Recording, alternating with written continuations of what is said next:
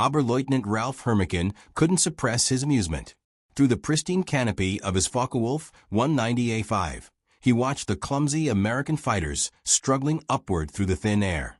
The 26-year-old veteran keyed his radio. "They've sent us flying milk bottles."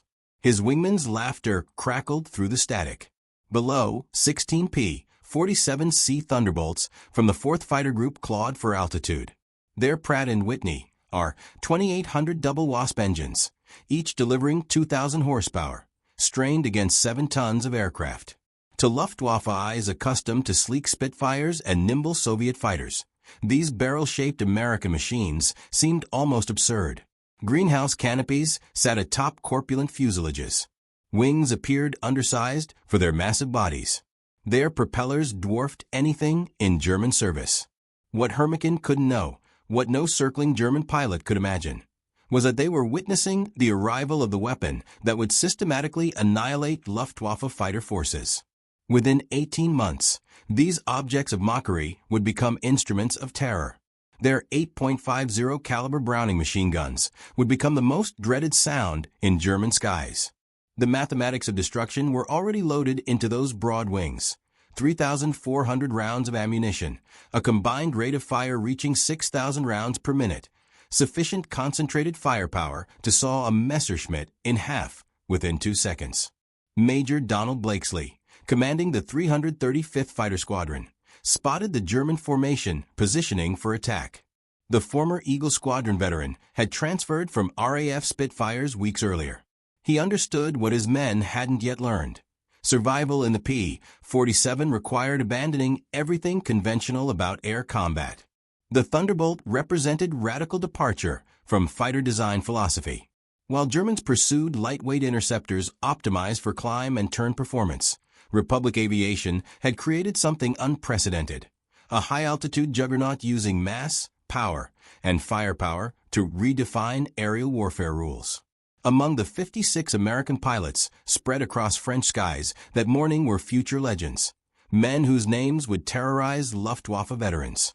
But on April 8, 1943, they were novices in an untested machine, facing the world's most experienced fighter force. The Germans had fought continuously since 1939, veterans of Poland, France, Britain, and Russia. The Americans had exactly 0 days of combat experience. This is how industrial logic defeated tactical brilliance. How quantity and quality merged into overwhelming superiority. How German laughter transformed into terror upon discovering what synchronized Browning machine guns could accomplish at 400 yards. The monster's birth. The Republic P-47 Thunderbolt emerged from June 1940 panic. As German fighters swept across France, Alexander Kartveli, Republic Aviation's Georgian-born chief designer, received urgent specifications from the U.S. Army Air Corps. They wanted a high-altitude interceptor capable of matching the Luftwaffe's best. What Kartveli designed instead was a monster that redefined possibility. It will be a dinosaur, Kartveli admitted to his design team. But it will be a dinosaur with excellent proportions. The XP-47B prototype that first flew on May 6, 1941, shocked everyone. At 9,900 pounds empty, it weighed 65% more than its predecessor, the P-43 Lancer. The massive turbo-supercharger system, with complex ducting running through the rear fuselage, gave it an almost pregnant appearance. Test pilots approaching it invariably asked, "This thing actually flies?" Not only did it fly, it flew like nothing else at altitude. The Pratt & Whitney R-2800 double Wasp engine, an 18-cylinder radial producing 2,000 horsepower, could maintain full power at 27,000 feet, where German fighters gasped for air. The turbo supercharger, fed by exhaust gases, delivered sea-level performance in the stratosphere, where air was too thin for conventional superchargers. Major Hubert Hub Zemke, commanding the 56th Fighter Group training at Bridgeport, Connecticut, initially despised the aircraft. His unit lost 18 pilots and 41 aircraft in training accidents between September 1942 and January 1943. The P-47 killed more Americans in training than Germans would in the first months of combat. It ground-looped on landing. It torque rolled on takeoff. It dove with such enthusiasm that pilots discovered compressibility, their controls freezing as shock waves formed on wings. But those who mastered it discovered something extraordinary. Lieutenant Robert Johnson, a farm boy from Oklahoma who would become one of America's top aces with 27 victories, described his first flight. It was like strapping yourself to a locomotive. The power was unbelievable. You didn't fly it, you aimed it. Early combat, confirming German prejudice. The first combat encounters in April and May 1943 confirmed every German prejudice. The P-47s couldn't turn with Focke-Wulf 190s. Couldn't climb with Messerschmitt 109s. Couldn't match their nimble handling at medium altitudes. Luftwaffe pilots quickly developed tactics exploiting these weaknesses, attacking from below where heavy Thunderbolts struggled, forcing turning fights where agility mattered more than firepower. Hauptmann Joseph Pips Priller, commanding officer of Jägerschwader 26, reported to headquarters after his first encounter. The new American fighter is meat for the slaughter. It flies like a truck, turns like a freight train, and climbs like a pregnant cow. Our boys are calling them Indianer, fat targets pretending to be warriors. Statistics seem to confirm German confidence. In their first month of operations, American fighter groups lost 14 Thunderbolts, for only 3 confirmed German kills. The RAF, observing from their Spitfire squadrons, quietly suggested Americans might reconsider their choice of mount. British pilots joked that the best evasive maneuver in a P-47 was to unstrap and run around the roomy cockpit. June 26, 1943, over Laval, France. Something strange was happening in those early encounters that German intelligence failed to notice. P-47s that were shot down had absorbed incredible punishment before falling. One aircraft returned from a May 4th mission with 21 cannon holes and over 100 machine gun strikes, damage that would have disintegrated a Messerschmitt or Spitfire. The massive radial engine, lacking vulnerable coolant systems, shrugged off hits that would have stopped liquid-cooled fighters cold. More significantly, when P-47s did get their guns on target, the results were catastrophic. The Thunderbolt's weapons battery created a convergence zone of destruction that German pilots had never experienced. Unlike rifle-caliber weapons of early war fighters or cannon with limited ammunition, the American fighter could maintain sustained fire for over 30 seconds, an eternity in aerial combat. The event that would begin changing German perceptions occurred on June 26, 1943, over Laval, France. It involved 2nd Lieutenant Robert S. Johnson of the 61st Fighter Squadron, and an encounter that would become legendary on both sides of the conflict. Johnson's formation of 48 P-47s was returning from escort duty when they were bounced by 16 Focke-Wulf 190s from 2/JG-26, led by Hauptmann Wilhelm Ferdinand Galland, younger brother of the famous Adolf Galland. The Germans executed a perfect attack, diving from the sun with overwhelming speed advantage. Johnson's Thunderbolt, flying at the rear of the formation, was caught in crossfire from multiple attackers, taking catastrophic damage in the first seconds of combat. 20 mm cannon shells exploded across his aircraft. The canopy shattered. Hydraulic fluid sprayed into the cockpit. The engine cowling was torn away. Fire erupted behind the instrument panel. Johnson, wounded in the nose and leg by shrapnel, tried to bail out but discovered the canopy was jammed. A 20 mm shell had exploded in the canopy track, welding it shut. He was trapped in a dying aircraft at 27,000 feet. What happened next defied every assumption about combat damage tolerance. Despite having no forward visibility through the oil-covered windscreen, a barely functioning engine that shook violently, and controls that responded only intermittently, Johnson managed to level the aircraft and point it toward England. The P-47 continued flying with damage that would have reduced any other fighter to falling debris. Then it got worse. A lone Focke-Wulf 190, flown by an unknown pilot from 2/JG-26, discovered the crippled Thunderbolt limping toward the channel at less than 170 miles per hour. Historical research has never definitively identified this pilot, though several names have been proposed based on German combat reports from that day. What followed was one of the most extraordinary encounters in aerial warfare history. The German pilot positioned himself behind Johnson's P-47 and opened fire with his four 20mm cannon and two 13mm machine guns. Johnson, unable to evade, could only huddle behind his armor plate and pray. The Thunderbolt absorbed the entire cannon ammunition load. Then the German repositioned and fired again, this time with only his machine guns, the cannon ammunition exhausted. The German pilot pulled alongside, staring in disbelief at the flying wreck. Johnson could see his face clearly, young blonde, his expression shifting from confidence to confusion to something approaching fear.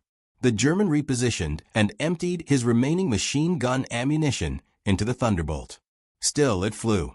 He pulled alongside again, shook his head in apparent amazement, gave an informal salute, and peeled away, presumably out of ammunition. Johnson's P-47 landed at Manston, with its engine failing on the runway. The crew chief stopped counting bullet holes after reaching 200. One cannon shell had exploded inches from Johnson's head.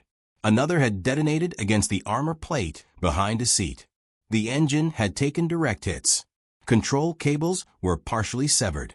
3 of the 4 main longerons, the structural backbone of the fuselage, were shot through. Yet the aircraft had brought him home.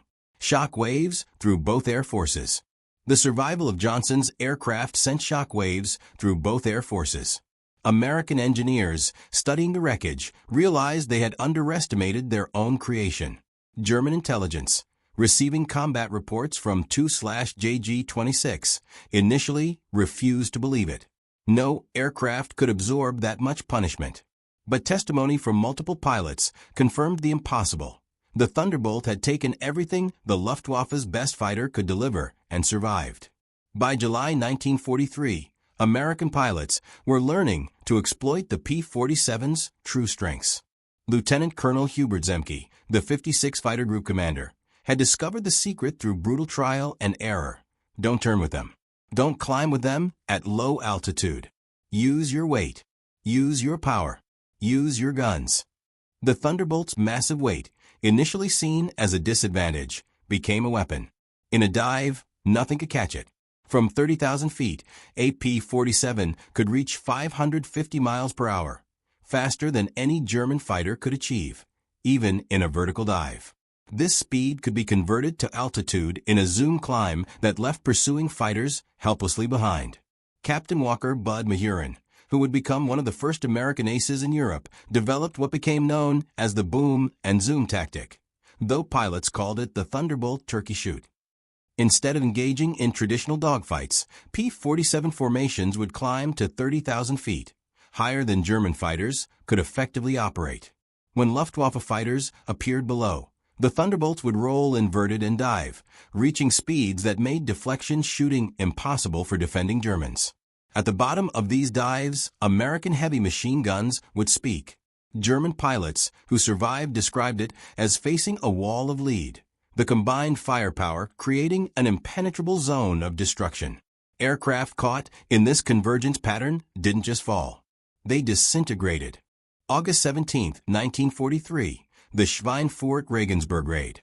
The true revelation of American firepower came during the August 17, 1943, dual raid on Schweinfurt and Regensburg, the deepest penetration into Germany attempted to that date. This mission would demonstrate both the P-47's limitations, its range, even with drop tanks, and its terrifying effectiveness when employed properly. Major David Schilling, leading the 62nd Fighter Squadron, encountered a formation of Messerschmitt 110 destroyer aircraft positioning to attack B-17s with their heavy cannon and rocket armament. The twin-engine German fighters, heavily armed but less maneuverable, were the Luftwaffe's specialized bomber killers. Schilling's flight of 4 Thunderbolts rolled into their attack dive from 28,000 feet. Unteroffizier Heinrich Roth, a gunner in one of the Me-110s who survived, later recounted in POW interrogation, "The American fighters came down like hammers from heaven. I opened fire at 800 meters. Good hits, I saw them strike the fighter's wing. The P-47 didn't even wobble. Then he fired. The aircraft ahead of us simply came apart. Not shot down, destroyed. Wings separated from fuselage, tail severed. The crew compartment shredded into metal confetti. In 2 seconds, a 110 became nothing. 8 Messerschmitt 110s were destroyed in less than a minute. The German pilots had never experienced such concentrated firepower. Each P-47 carried 425 rounds per gun, 3,400 rounds total, weighing nearly 900 pounds. At convergence distance, typically set at 300 yards, all 8 guns' ballistic paths intersected in a zone roughly 6 feet in diameter. Anything in that zone faced 100 half-inch projectiles per second, each traveling at 2,900 feet per second. The ammunition itself was a revelation of American industrial capacity. While German fighters struggled with limited cannon ammunition, typically 120 to 200 rounds for a 20mm weapon, American pilots could maintain fire for over half a minute. The standard combat load mixed armor-piercing incendiary tracer, and standard ball ammunition in patterns designed to both destroy and ignite. Lieutenant Colonel Francis "Gabby" Gabreski, who would become the top American ace in Europe with 28 victories, described the effect. When you hit them with all 8, they don't just go down, they explode. I saw a 109 literally cut in half, the tail falling one way, the nose and wings another. The pilot never knew what hit him. The altitude advantage. By September 1943, the Luftwaffe was discovering another horrifying reality about the P-47. Its performance improved dramatically with altitude, while German fighters suffered. The turbo-supercharged double Wasp engine maintained its rated power output up to 30,000 feet. German fighters, relying on single-stage or two-stage mechanical superchargers, saw their performance degrade significantly above 25,000 feet. Oberleutnant Hans Philipp, one of Germany's most successful aces with 206 victories, encountered this reality fatally on October 8, 1943. Leading Jageschwader 1 against a B-17 formation at 28,000 feet over Bremen, Philipp found his Focke-Wulf 190A 6 sluggish and unresponsive in the thin air. The BMW 801 engine, powerful at medium altitudes, was gasping for oxygen nearly 6 miles above Earth. When P-47s of the 56th Fighter Group dove on his formation from 32,000 feet, the German fighters were sitting ducks. Robert Johnson, now an experienced combat pilot on his way to A status, was flying at 31,000 feet when he spotted Philipp's distinctive Focke-Wulf with its elaborate nose art. Johnson's combat report was clinical. Open fire at 300 yards, 30-degree deflection. Observed strikes along entire fuselage. Enemy aircraft exploded. No parachute observed. Philipp's death sent shock waves through the Luftwaffe. If one of their best, a man who had survived over 500 combat missions on both Eastern and Western fronts, couldn't survive against the Thunderbolts, what chance did average pilots have? The German High Command ordered an immediate investigation into the P-47's capabilities. The report delivered to Reichsmarschall Hermann Göring in November 1943 was sobering. The Thunderbolt service ceiling exceeded 42,000 feet, higher than any German fighter could reach. Its dive speed approached the sound barrier.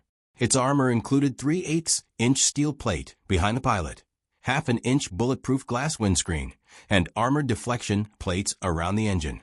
Most disturbingly, its rugged construction allowed it to absorb damage that would destroy 3 conventional fighters and still return home. The paddle blade revolution. In January 1944, a new variant of the P-47 began arriving in England that would complete the transformation from laughingstock to nightmare. The P-47D-22 featured a Hamilton standard hydromatic propeller with paddle blades, 13 feet in diameter with broad chord blades that bit into the air like massive oars. The improvement in climb rate was immediate and dramatic. Where earlier Thunderbolts had climbed at an anemic 2,200 feet per minute at sea level, the paddle blade variants could achieve 3,000 feet per minute, matching or exceeding German fighters at most altitudes. The massive propeller also improved acceleration, allowing P-47s to build energy faster in level flight. Hauptmann Heinz Nock of Jagdgeschwader 11, a veteran with over 200 combat missions, encountered the new variants in February 1944 during a bomber interception near Hanover. He wrote in his combat diary, "The fat American fighters have learned to climb. We bounced a formation near Hanover, expecting our usual advantage. They turned into us and climbed with us. When we tried to disengage, they followed us up to 30,000 feet. Schmidt was caught and blown apart, nothing left but smoke and fragments. These are not the same machines we laughed at last year." The paddle blade propeller did more than improve performance. It changed the sound of the Thunderbolt. The distinctive thundering roar, created by blade tips reaching supersonic speeds, could be heard from miles away. German ground troops reported being able to identify approaching P-47s by sound alone, a deep, threatening rumble that meant death from above. They began calling it Donnerschlag, thunderclap. March 1944, terror from above. By March 1944, P-47s equipped with external fuel tanks could escort bombers deep into Germany. The standard configuration carried two 108-gallon wing tanks or a 75-gallon belly tank, extending range to over 1,000 miles. With the paddle blade propeller providing improved performance even when loaded, Thunderbolts could fight on equal terms immediately after dropping tanks. The Luftwaffe's response was to concentrate on the bombers, hoping to inflict enough losses to stop the American daylight campaign.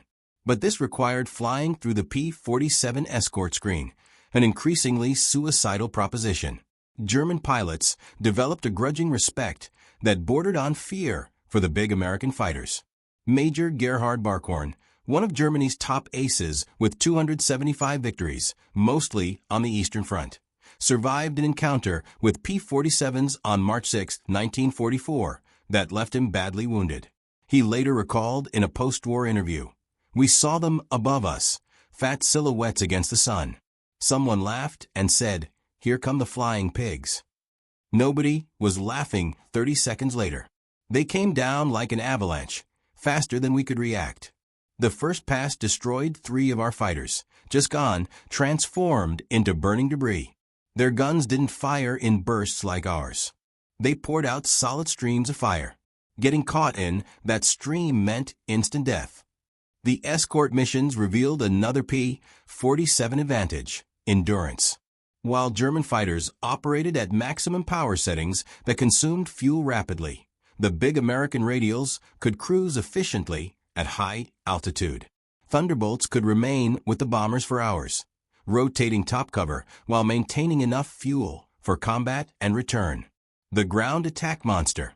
As more P-51 Mustangs arrived to take over long-range escort duties in spring 1944, P-47 units increasingly focused on ground attack, a role that would make them the most feared aircraft in the German arsenal. The transition began in earnest in April 1944 as the Allies prepared for the invasion of France. The Thunderbolt's heavy machine gun battery proved equally effective against ground targets. The standard armor-piercing incendiary ammunition could penetrate the top armor of most German vehicles, while the sheer volume of fire could destroy soft targets in seconds. A 2-second burst put 160 half-inch projectiles into a target area the size of a truck. But it was the addition of bombs and rockets that transformed the P-47 into a true multi-role monster. The D-25 variant could carry 2 1,000-pound bombs under the wings and a 500-pounder under the fuselage, a bomb load equal to early war medium bombers. Later variants added zero-length rocket stubs for 10 5-inch high-velocity aircraft rockets (VARs), each equivalent to a 105 mm artillery shell. Oberst Hans von Luck, commanding the 125th Panzer Grenadier Regiment during the Normandy campaign, experienced P-47 ground attacks firsthand. They came in low, so low you could see the pilots' faces. The sound was terrifying, engines roaring, rockets screaming. Then the hammer of those heavy machine guns. A column of our trucks simply ceased to exist. 20 vehicles transformed into burning wreckage in one pass. The psychological effect on the men was devastating. They called them JBOs, fighter bombers. But these were something beyond that. They were flying artillery with the accuracy of snipers. D-Day. The sky belongs to America. On June 6, 1944, the Luftwaffe discovered how completely the balance of power had shifted. Over 500 P-47s provided air cover for the invasion, creating an impenetrable umbrella over the beaches. German fighters attempting to reach the landing zones were massacred. Oberleutnant Wolfgang Fischer of Jägerschwader II, one of only 3 German pilots to reach the beaches that day, reported, "The sky belonged to the Americans." Thunderbolts were stacked from sea level to 30,000 feet. We tried to break through at dawn, 12 fighters from our group. I was the only one to return. The P-47s were waiting at every altitude. You couldn't climb over them, couldn't dive under them. Their guns turned our fighters into aluminum rain. In the weeks following D-Day, P-47s systematically destroyed German movement in daylight. The statistics were staggering. In June alone, 9th Air Force Thunderbolts claimed 651 locomotives, 3,847 trucks, 512 tanks and armored vehicles, and 4,553 horse-drawn vehicles destroyed. The Wehrmacht was forced to move only at night, severely hampering their ability to respond to Allied advances.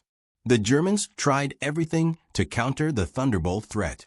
They reinforced vehicle armor, deployed more anti-aircraft guns, developed new camouflage techniques. Nothing worked.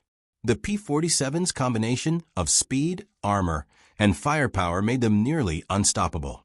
Even the feared 88mm flak guns struggled to track the fast-moving fighters at low altitude.